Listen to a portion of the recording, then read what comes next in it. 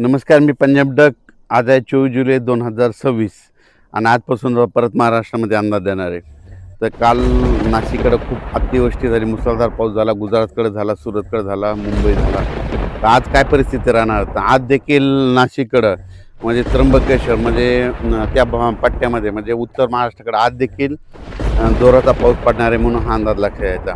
राज्यात मात्र आणखीन तुम्हाला एक सांगू इच्छितो, आज आहे 24, 25, 26, 27, त्याच्यानंतर 28, 29, 30, 31पर्यंत दररोज वेगवेगळ्या भागात आता पाऊस पडणार आहे. पण आता काय होणार आहे, ह्या पावसाचं स्वरूप रिमझिम नाही राहणार. काय होणार, दुपारपर्यंत चांगलं असं कडाक्याचं ऊन पडेल आणि 2-2:30च्या नंतर जोराचा पाऊस पडणार आहे म्हणून हा अंदाज सर्व शेतकऱ्यांना लक्षात यायचा.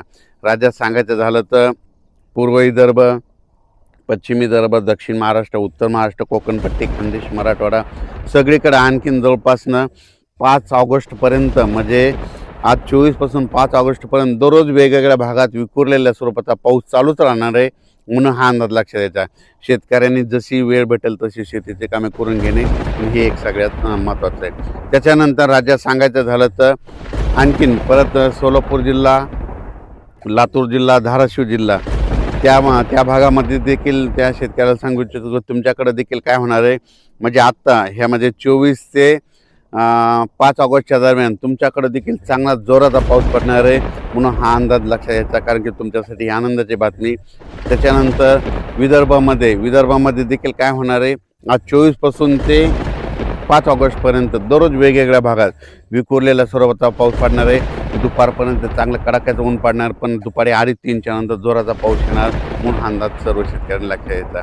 त्याच्यानंतर मराठवाड्यामध्ये परभणी जिल्हा, लातूर जिल्हा, बीड जिल्हा, धाराशिव जिल्हा, जालना जिल्हा, संभाजीनगर, हिंगोली जिल्हा ह्या पट्ट्या मराठवाड्यातल्या शेतकऱ्याला सांगू इच्छितो की मराठवाड्यात देखील काय होणार आहे, असं चांगलं दुपारपर्यंत कडक ऊन राहील, पण 2:30-3च्या नंतर ते रात्रीपर्यंत मग जोराचा पाऊस पडणार आहे म्हणून हा अंदाज लक्षात यायचा.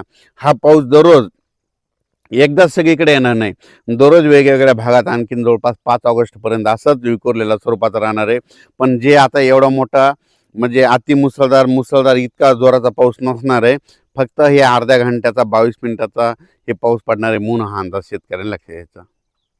तर आता जास्त पाऊस कुठं पडणार आहे, तर तुम्हाला एक सांगू इच्छितो, जास्त पाऊस सांगायचं झालं तर म्हणजे कोकणपट्टीपासून ते पालघर म्हणजे रत्नागिरी पासून ते पालघरपर्यंत तिकडं मात्र पावसाचा जोर असाच कायम राहणार आहे 31 ऑगस्टपर्यंत, आपलं 31 जुलैपर्यंत म्हणून हे अंदाज लक्षात यायचा. म्हणजे रत्नागिरी, पुणे ते कोकणपट्टी घाटमाता ते पाऊस चालू राहणार आहे. त्याच्यानंतर वरती इकडं नाशिक, त्र्यंबकेश्वर, त्याच्यानंतर नंदुरबार जिल्हा विशेष म्हणजे तिकडे आतापर्यंत पाऊस कमी पडलेला आहे, पण त्याच्यामध्ये आता ह्या 5 दिवसामध्ये नंदुरबार जिल्हा, धुळे जिल्हा, जळगाव जामोद घाटाच्या खाली, बुलढाणा इकडं, अचलपूर, त्याच्यानंतर अमरावती, मोर्शी ह्या पट्ट्यामध्ये काय होणार आहे, परत एकदा ह्यामध्ये 4-5 म्हणजे 24पासून ते 5 ऑगस्टच्या दरम्यान काही ठिकाणी मुसळधार पाऊस पडणार आहे म्हणून हा अंदाज लक्षात यायचा. त्याच्यानंतर इकडं तेलंगणात देखील चांगला आहे, आणखीन 5 ऑगस्टपर्यंत चांगला पाऊस राहणार आहे. तेलंगणातल्या शेतकऱ्यांना अंदाज लक्षात यायचा. कर्नाटकमध्ये देखील तशीच परिस्थिती राहणार आहे म्हणून हे लक्षात यायचं. गुजरातमध्ये मात्र सुरत असो, अहमदाबाद असो, तिकडं मात्र अतिवृष्टी होणार आहे म्हणून हा अंदाज गुजरातच्या शेतकऱ्यांनी घ्यायचा. गुजरातकडं मध्य प्रदेश म्हणजे इंदोर, खंडवा, त्या बुरामपूर ह्या पट्ट्यामध्ये काय होणार, तिकडं अतिमुसळधार पाऊस पडणार आहे.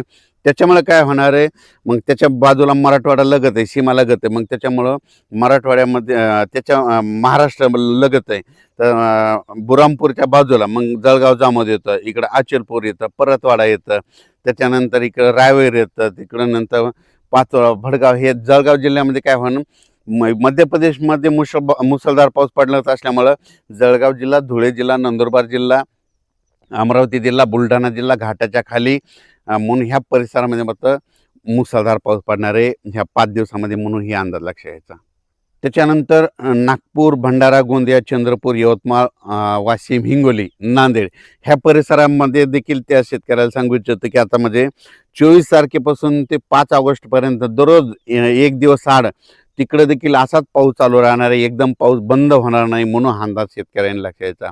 आणखीन जर खूप मोठा पावसाचा जर अंदाज सांगायचा झाला तर आणखीन ऑगस्टच्या मात्र 10 ऑगस्ट ते 15 ऑगस्ट ते 30 ऑगस्टच्या दरम्यान पुन्हा एकदा असा जोराचा पाऊस महाराष्ट्रामध्ये येणार आहे. त्याची तारीख आपण नंतर देऊ. ते कोणत्या भागात राहणार आहे ती देखील डिटेल देण्यात येईल. पण